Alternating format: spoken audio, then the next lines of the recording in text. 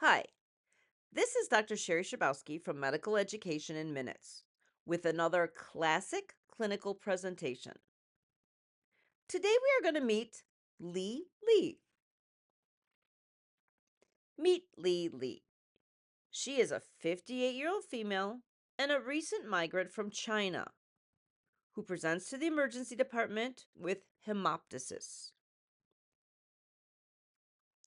Vital signs are significant for mild tachycardia and tachypnea. Her oxygen saturation is 92%. The medical student comes in and she tells him that she has been coughing up blood since this morning. In the last few months, she has been feeling some malaise and loss of appetite, resulting in a 10-pound weight loss. She has a dry cough, which has been present for what she thinks might be a year now, but she attributes that to allergies. She is unaware of any medical problems and she takes no medications. The medical student pauses to consider the differential diagnosis of hemoptysis. The student remembers the axiom less than a tablespoon or more than a cup. Less than a tablespoon is typically not serious. The overwhelming majority result from acute bronchitis.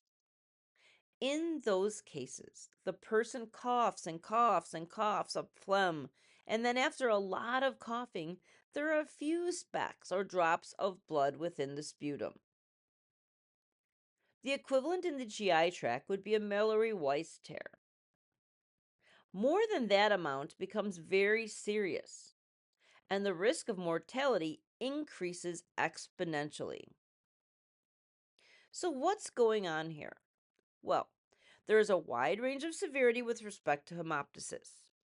In the case of bronchitis, the phlegm irritates the mucosa and the cough is harsh, leading to a small amount of surface bleeding.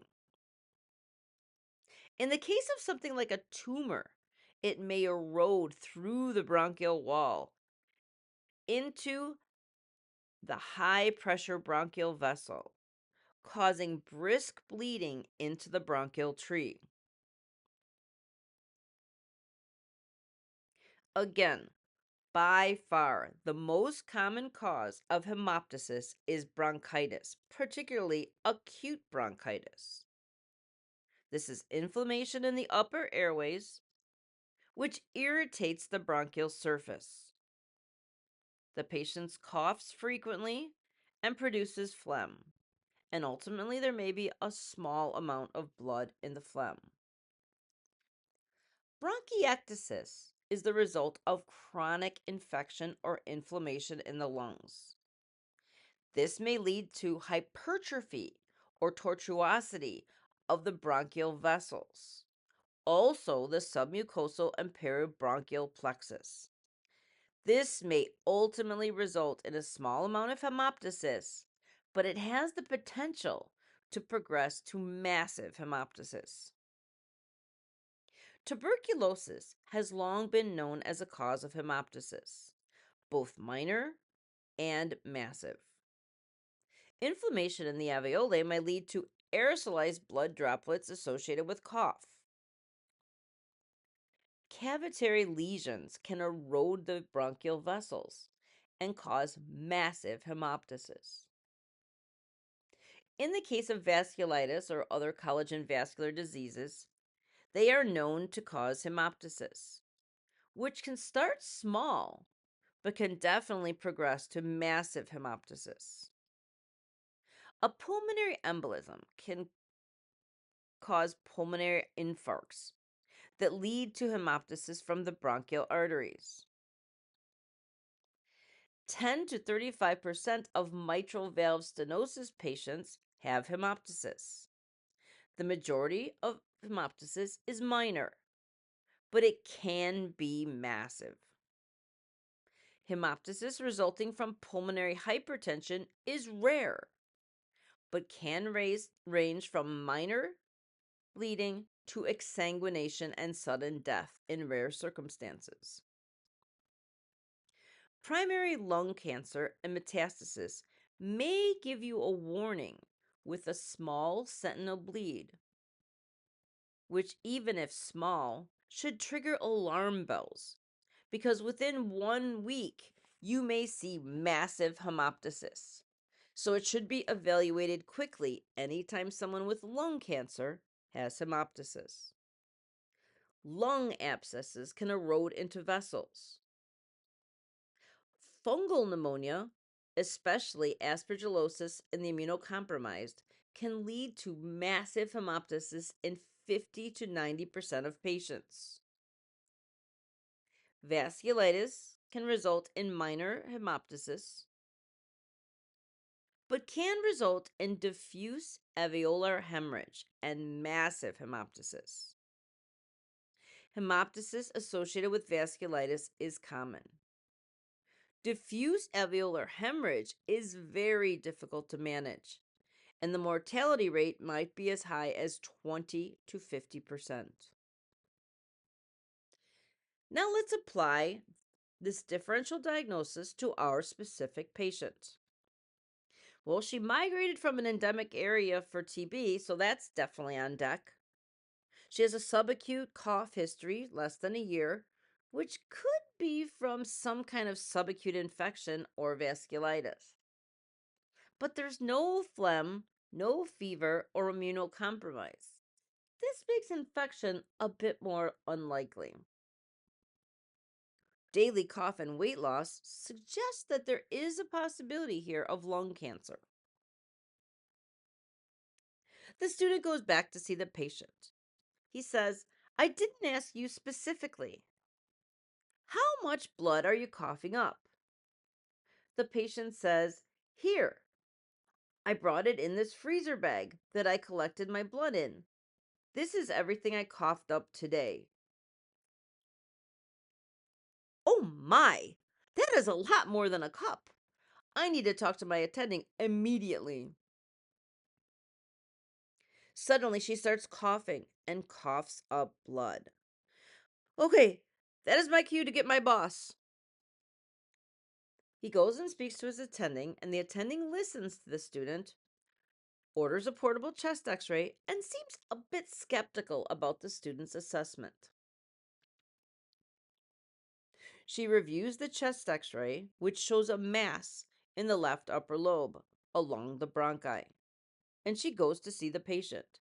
She recognizes that there is a risk here for massive hemoptysis, so she goes in immediately.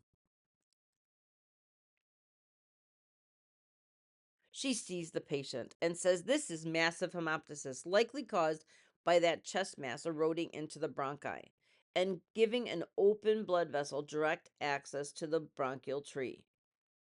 She knows there are two vascular circulations in the lungs, a low pressure pulmonary system responsible for gas exchange, and a high pressure bronchial system off the aorta that supplies the lungs and pleura.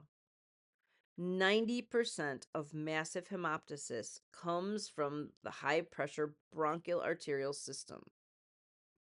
This amount that this patient is coughing up is clearly from the high pressure bronchial system. She knows that the risk of death is proportional to the rate of bleeding. She has no time to waste. She needs a plan. Management of massive hemoptysis. The definition is variable, starting with 100 and going up to as much as 1,000 cc's per day or more. Clearly, that part is met here. It is brisk and it is active. She has these options: a bedside fiber optic bronchoscopy, which is better when there is less blood and a central lesion, would be done by the pulmonary service.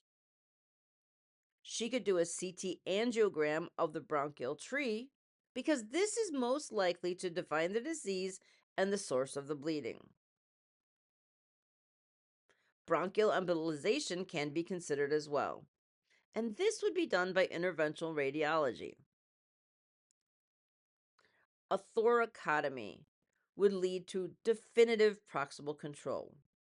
This would be done by thoracic surgery. What should her decision be? Well, her primary action here is to realize that she is not equipped to manage this on her own, and time is of the essence. She needs to call the people who will be involved in the definitive action and do it now. This is a situation where we should have all hands on deck. Meanwhile, she questions, what is the patient most likely to die from? Well, it could be drowning in her own blood or exsanguination. Should she intubate now? She knows that people don't always intubate people with hemoptysis immediately because an awake person who's not intubated clears blood out of the airway most effectively. On the other hand, should she wait until the patient drowns in blood? There is a huge amount of blood here. Sure, she's not yet in respiratory distress, but that is predictable. It will be necessary for critical care, CAT scan, embolization, and the OR if she goes. So there's many reasons to consider intubation. The disease is clearly on the left side, so she has the option to intubate the right main stem bronchus and protect the right side. She decides to go ahead and do the intubation. In dire circumstances, active risk far outweighs potential risk. So she has intubated the patient and sends her to CT angiography, specifically for the bronchial circulation. The CT defines the mass and the bleeding from the bronchial artery adjacent to the left main bronchus. She now has a chance to review the labs that the nurse did when she put in the IV. The patient is anemic with a hemoglobin of 8.2 and hematocrit of 28. She has adequate platelets. Her chemistry is normal. Coagulation studies show that there's no need for any kind of reversal, and we know that she's not on any anticoagulation therapy. The fibrinogen is normal, so there's no need for cryoprecipitate. She questions, is there anything else I can do right now? Well, as a general principle, the management of hemorrhage is threefold. Number one, proximal control of the bleeding. Well, she can't really do that herself, but she has called a specialist who can. Number two, replace the losses. She has ordered a type and cross to get blood to transfuse to her patient. The third is to correct any coagulopathy. The PT-INR was normal and she's not taking anticoagulation. So she's done as much as she can at this point. The cavalry has arrived just in time to see the CTA results. They are talking to the patient and working on a game plan. A few minutes later, they decide that the pulmonologist will bronch her in the OR and attempt to control the bleeding. The radiologist will be ready for embolization, and the thoracic surgeon will be there for thoracotomy if those efforts fail. As soon as that discussion was complete, she was rushed off to the OR. Best of luck, Lei Lee. You have a great team. Thank you so much for learning with me.